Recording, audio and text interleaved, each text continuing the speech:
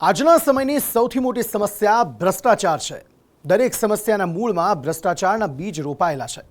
રાજકોટનો અગ્નિકાંડ હોય કે પછી નાની નાની ઘટનાઓ, સરકારી બાબુઓની ભ્રષ્ટાચારની વૃત્તિ સામાન્ય લોકોના જીવ લઈ જાય છે અને આ બાબુઓ લખલૂટ સંપત્તિ ભેગી કરતા જાય છે।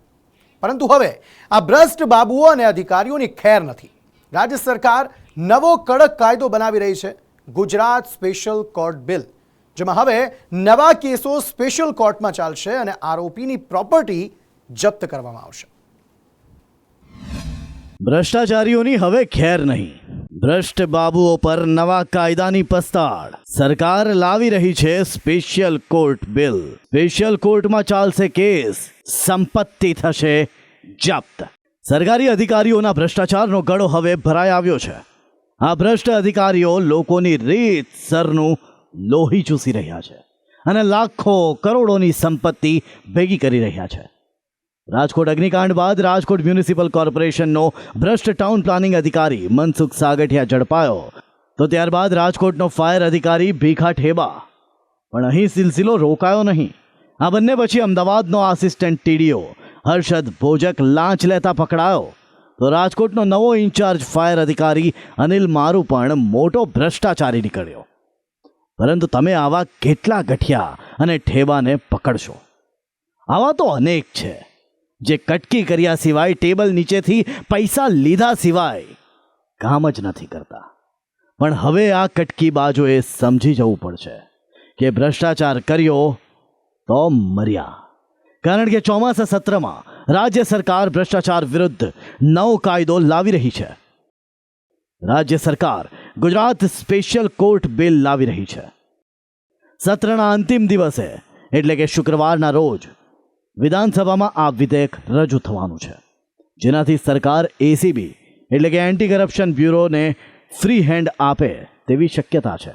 આ નવા કાયદામાં શું જોગવાઈ હશે, જો તેની વાત કરીએ તો ગુજરાત સરકાર ભ્રષ્ટ બાબુઓની મિલકત જપ્તી સુધીના કડક પગલાં લેશે।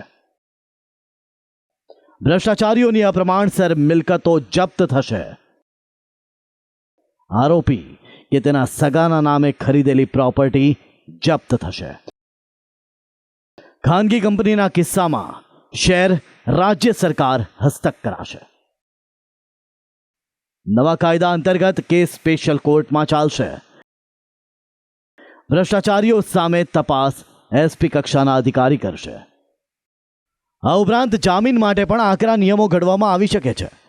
દેશમાં અગાઉ 2006માં ઓરિસ્સા સરકારે અને 2009માં બિહાર સરકારે આ અંગેના કાયદા પસાર કર્યા હતા, પરંતુ સુપ્રીમ કોર્ટમાં અરજી થતાં તે અટકાવી દેવાયા છે। જે બાદ પણ રાજ્ય સરકારે ભ્રષ્ટાચારીઓને ડામવા કડક કાયદો લાવવા જઈ રહી છે।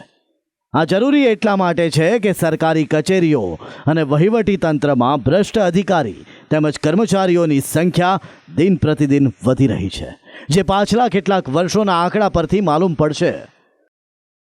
વર્ષ 2021માં 173 ગુના નોંધાયા હતા અને 287 આરોપી ઝડપાયા હતા। વર્ષ 2022માં 176 ગુના અને 254 આરોપી પકડાયા, તો 2023માં 183 ગુના નોંધાયા અને 190 આરોપી ઝડપાયા।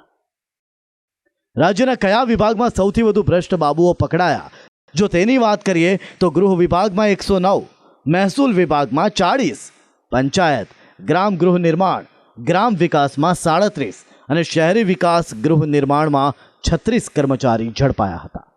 સરકાર સાથે ગુજરાતનો દરેક નાગરિક આવા કડક કાયદાની માંગ કરી રહ્યો છે, જેને શુક્રવારના રોજ વિધાનસભામાં રજૂ કરાશે। આશા છે કે અંધશ્રદ્ધા નિર્મૂલન બિલની જેમ જ આ ગુજરાત સ્પેશિયલ કોર્ટ બિલ ગૃહમાં સર્વાનુમતે પસાર થશે। બ્યુરો રિપોર્ટ, સંદેશ ન્યૂઝ।